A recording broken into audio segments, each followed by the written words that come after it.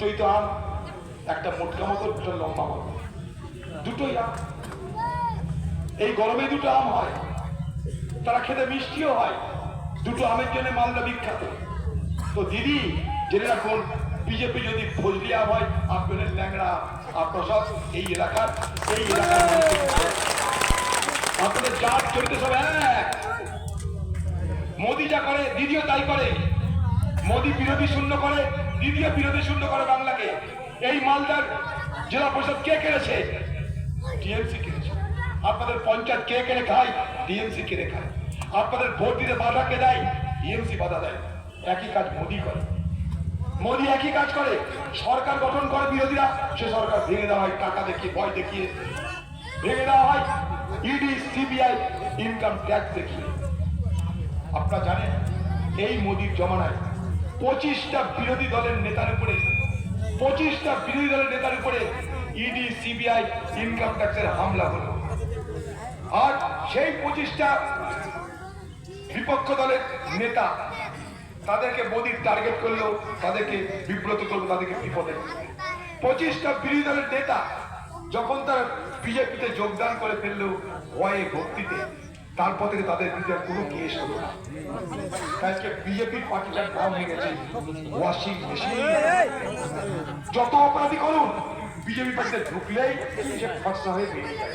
এ বাংলাতে যত অপরাধ করুন, খালি তৃণমূল করতে হবে, আপনি রাতারাতি রাজা মহারাজা সব ফর্সা হয়ে যাবে। আর বাকি যারা কংগ্রেস করে তারা সব অপরাধী, তাদেরকে মিথ্যা কেসে জেল কাটতে হবে, গাঁজার কেস খেতে হবে, অত্যাচার সহ্য করতে হবে, তাদের লাঞ্ছনা সহ্য করতে হবে, তাদের ঘরের টাকা কেড়ে নেবে, তাদের পাওনা দেবে না, 100 দিনের কাজ কেড়ে নেবে। এই হচ্ছে তৃণমূল। তাই মোদি দিদির মধ্যে ফারাক কোথাও কিছু নেই। একটা যদি ফজলিয়া হয়, আরেকটা নাম ল্যাংড়া, ফারাক কিছু নেই। তাই মোদি দিদি সমান সমান, একে এক दूजे के लिए, দিদি আর মোদি এক दूजे के लिए। জেনে রাখবেন, তাই সময় এসেছে প্রতিবাদ করা। তাই এই এলাকার মানুষ, আমি ঠিক নিশ্চিত আপনারা ঈশাকে ভোট দেবেন। মুর্শিদাবাদের দুটো বিধানসভা আছে, ডালুবাবু সাক্ষী। গতবার এখানে ডালুবাবুকে বিপদে ফেলে দেওয়া হয়েছিল। মুর্শিদাবাদে যেই ঢুকেছে, ডালুবাবুকে টেনে হিঁচড়ে আমরা জিতিয়ে এমপি বানিয়েছি। এবার উল্টো হবে, এবার যেন উল্টো হয়। মুর্শিদাবাদ তো আছেই হাতের পাঞ্জা, কোন মামুর ক্ষমতা নাই ফারাক্কা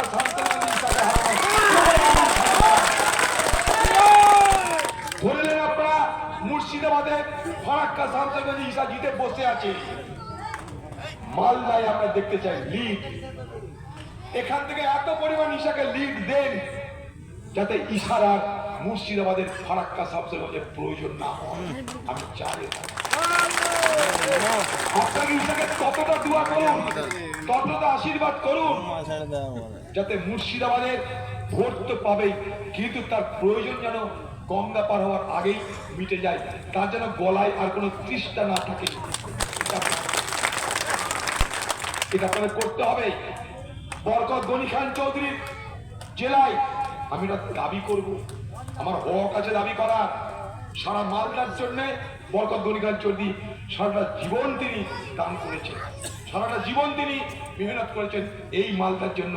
তাই মালদার মানুষের কাছে আমার হক আছে, আমার দাবি আছে, আমার আবেদন আছে, আমার অনুরোধ আছে যে ঈশাকে আপনারা দোয়া করুন, দয়া করুন।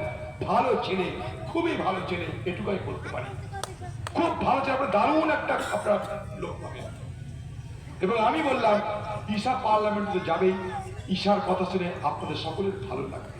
খুব ভালো ছেলে, তাকে আপনার খুব স্নেহ। তাই এলাকার সর্বস্তরের মানুষ যেমন ভাবে আপনারা গনি খান চৌধুরীর পূর্বসূরীদের সারা জীবন ধরে সহযোগিতা করেছেন, তার উত্তরসূরি ঈশাকেও আপনারা একইভাবে সহযোগিতা করে দিল্লি যাওয়ার ভিসা করে দিন। জয় হিন্দ, ধন্যবাদ।